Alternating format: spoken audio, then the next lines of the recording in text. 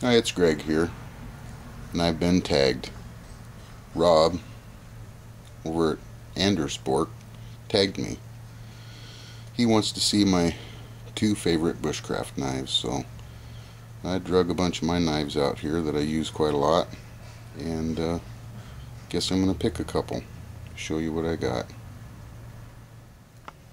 Well, I drug out a bunch of folders that I have and some Leatherman. A lot of knives I've used over the years for taking care of game, and some knives I use for filleting fish. Good old knives made in Finland. Had them for years. These are all knives that I use for processing game, taking care of deer and elk, things like that I take care of. And these are some big knives that I've purchased, and a few of them I haven't even used yet, but as you can see, I don't spend a lot of money on expensive knives. These are mediocre, run-of-the-mill knives, most of them made in the US, and I get a lot of good use out of them.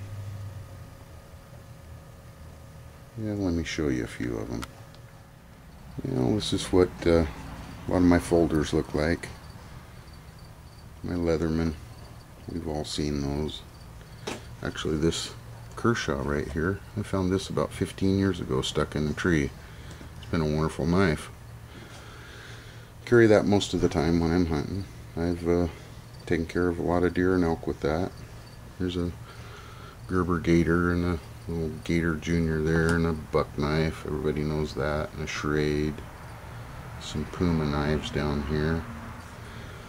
This old timer right here, I tried to cut my thumb off with that one time taking care of a big black-tailed buck.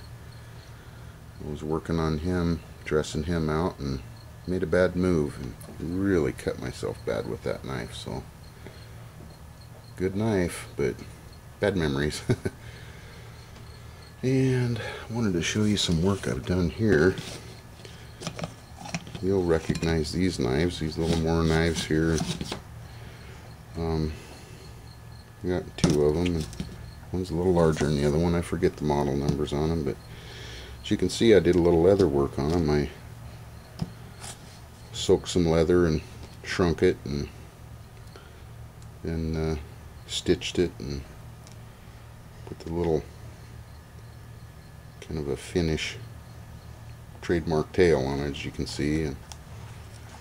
But these things still have the plastic inner, well, the sheath that came with it, the plastic ones, and just fancied them up a little bit.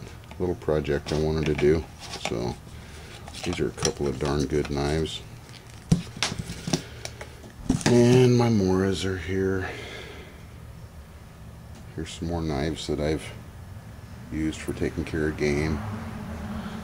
This Cutco knife here, it's a stainless knife, and the last couple of elk that we've taken care of, and the last couple of deer I took care of with this one, and it holds a wonderful edge. Stainless steel knife, orange handle, I won't lose it. Here's a little old timer Skinner. I've used that over the years quite a lot. And this is got a lot of sentimental value here. This is the very first hunting knife that was bought for me. Actually, the very first one burned up in a house fire, and my grandfather bought it for me, and so he bought me another one just like it. I was about 11, I think. And that has taken care of a lot of game for me over the years. Carbon steel blade. I think it's the Schrade 49er, they call it. That is a good knife.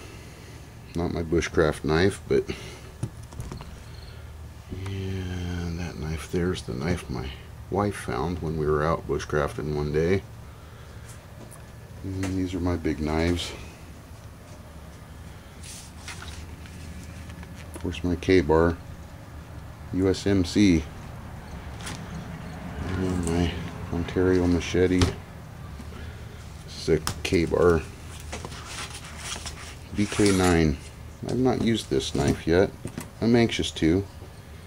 I bought that about 6 months ago and just haven't had a use for it yet, but I will. I'll get out and process some wood or build a shelter or something. And everybody recognizes this knife here. My daughter bought this for me for Father's Day, and you know, it's gonna be a knife I'll probably carry on my quad, so I have everything with me in case if I get stuck out in the woods while riding my quad.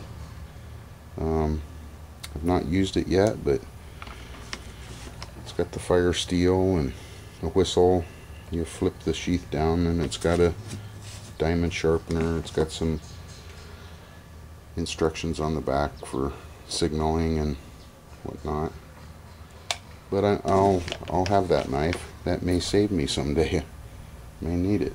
But anyway, just a bunch of knives. I'm very happy to have them. But I'll tell you the truth. I have all these knives for bushcraft, and I don't really own a lot of bushcraft knives yet. I'm